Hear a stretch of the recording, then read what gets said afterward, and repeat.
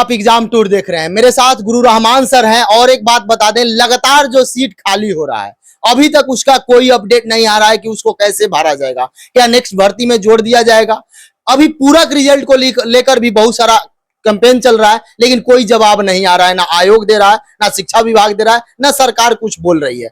दूसरा सबसे बड़ा समस्या है अटेम्प्ट को लेकर।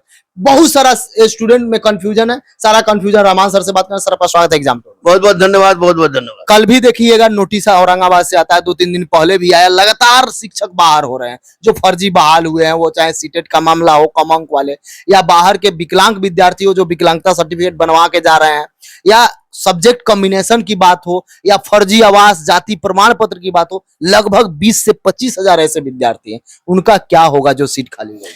देखिए, सबसे पहले बात तो कि मैं अतुल प्रसाद का बहुत बड़ा प्रशंसक था, लेकिन जब रिजल्ट के बाद इस तरह की बातें आई या लगातार चोर लोग पकड़े जाने लगे, तो वैसी परिस्थिति में मैं अतुल प्रसाद का विरोधी तो नहीं कहूंगा, लेकिन इतना जरूर कहूंगा कि अतुल प्रसाद किसी योग्य नहीं थे।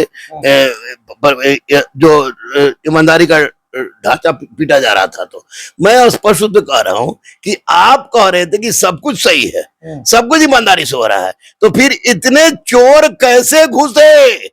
और इतने चोर को जब आप निकाल रहे हैं, उसके बाद भी चोर निकल जा रहा है, तो आप टीयर 2 है, टीयर 1 है, इसको कैंसिल काहे नहीं करवा रहे हैं? मतलब कैंसिल हो जाएगा कि दूध का दूध पानी का पानी हो जाएगा, फिर नए ढंग से परीक्षा हो। और दूसरी बात की कितना सीट खाली हुआ, उस सीट पर क्या होगा? क्या फिर उत्तर प्रदेश से आयात करके उसको भरा जाएगा, या बिहार में जो लड़के बिलक रहे हैं उसको उसके लिए जगह दी जाएगी? तो निश्चित रूप से एक बहुत बड़ी यक्ष प्रश्न है आयोग के समक्ष में, यक्ष प्रश्न है शिक्षा विभाग के समक्ष में कि जो गुंडागर्दी हुई, उस गुंडागर्दी का खामियाजा बिहार के बच्चे क्यों भुगते? आपने आरक्षण का पालन नहीं किया, आपने सप्लीमेंट्री रिजल्ट नहीं दिया, आपने अटेम्प्ट में किसी तरह का निर्णय नहीं लिया, आपने कहा था कि आयु में छूट देने की, उसमें कोई बात नहीं ली। तो किस आधार पर कहें कि आयोग सही काम कर रहा है? ये बीपीएससी हो, बीपीएसएससी हो, बीएसएससी हो, सिपाही भर्ती बोर्ड हो, इस सारे आयोग को भंग कर देना चाहिए। अब भंग करके फिर नए सिरे से इसका सृजन हो, और चपरासी से लेकर अध्यक्ष तक एक ऐसे व्यक्ति, योग्य व्यक्ति को बनाया जाए ताकि बच्चों के साथ कल्याण हो सके। सर, कोर्ट भी इन लोगों से पूछा है कि जो सीट खाली हो रहा है क्या उसको किया? बीपीएससी टीआरई 1 में 1,70,000 भर्ती आई, उतना पूरा नहीं हुआ, वो सीट कहाँ गया? टीआरई 2 में 1,22,000 आया, वो सीट क्या हुआ? सर, ये जो सीट खाली हो रहा है क्या उसी भर्ती से जोड़ देना चाहिए विद्यार्थी? 100% जोड़ देना चाहिए। ये लोग सीट जुड़वा के चुनाव में गिरवाए कि इतना करवाए, इतना करवाए, इतना करवाए। और ये जो सीट खाली हुआ है, इसको सप्लीमेंट्री रिजल्ट दीजिए, बिहार के लड़कों को भरिए।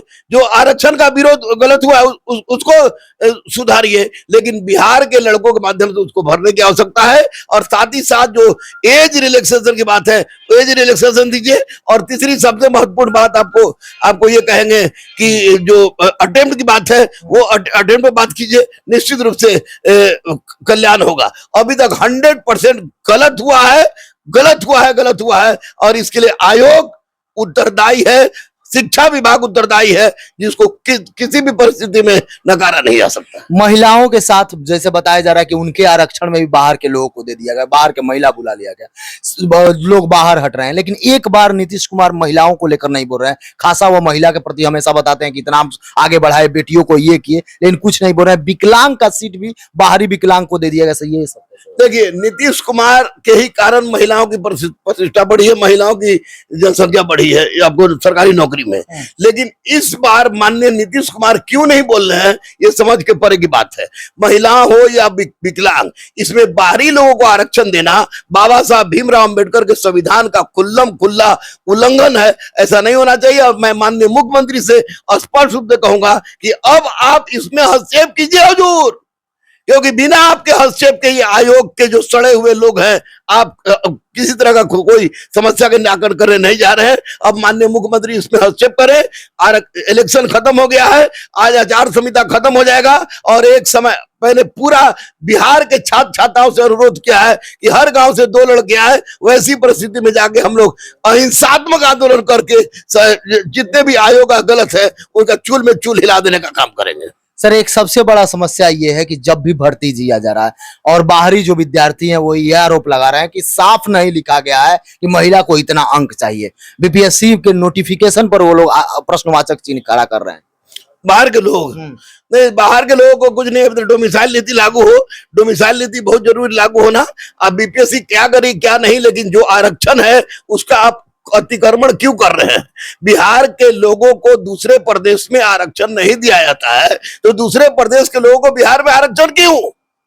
वर्टिकल और ओरिजेंटल में बहुत समस्या। ये वर्टिकल ओरिजेंटल कुछ नहीं है, ये सारी समस्या आयोग और शिक्षा विभाग की है, जिसने बिना आनंद फानन में जो काम किया है, जिससे बिहार के छात्रों के साथ अहित हुआ है। इसमें सुधार चाहिए, अटेम्प्ट में सुधार चाहिए।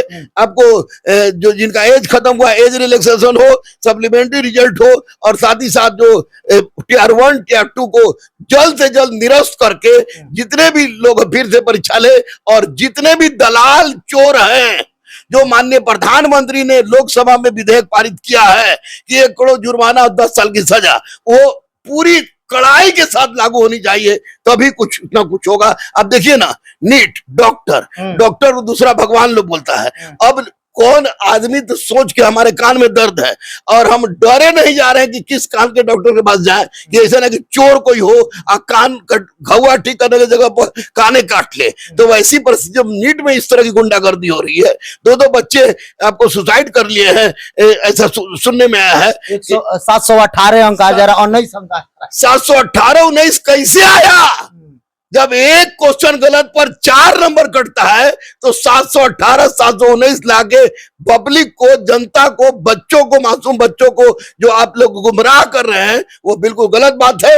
और जितने भी नीट की तैयारी करने वाले कोचिंग वाले हैं, एक भी नहीं बोल रहे, ये लोग करोड़पति और अरबपति बनने का सपना छोड़िए।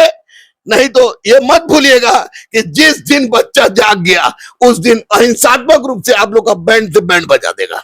जब कोई जांच चलता है बिहार में शिक्षा विभाग को लेकर, चाहे टीचर भर्ती को लेकर, या जब बहाली प्रक्रिया होती है, अंतिम ज्वाइनिंग दिया जाता है, उस समय के पाठक चोटी पर चले जाते हैं। अभी कोर्ट का भी आदेश आया, जांच चल रहा है, सब कुछ हो रहा है, के पाठक चोटी पर है। जब टीआरई 2 का ज्वाइनिंग बता रहा था, उस समय भी छुट्टी पर चल। क्या यही एक कैसे हो रहा है? देखिए, के पाठक ने स्कूल को सुधारा है, इसमें कोई संदेह नहीं, लेकिन नियुक्ति प्रक्रिया गड़बड़ हुई है, और नियुक्ति प्रक्रिया आनंद फानम ने बुरी तरह से गड़बड़ हटाकर गड़बड़ कराया जाता है। ये भी हो सकता है क्या? में भी संभव है कि के पाठक एक ईमानदार व्यक्ति है, उसके ईमानदारी पर कोई उंगली नहीं उठा सकता है, लेकिन बीपीएससी के कोई ना कोई लोग ऐसे हैं जो बच्चों के साथ खिलवाड़ कर रहे हैं। इसमें कोचिंग माफिया भी मिले हुए हैं, इसमें दलाल भी मिले हुए हैं, इसमें बड़े बड़े ठेकेदार भी मिले हुए हैं, इसमें नेता मंत्री भी मिले हुए हैं, और बच्चों की जिंदगी के साथ खिलवाड़ कर रहे हैं, जो कि बहुत अहितकारी है।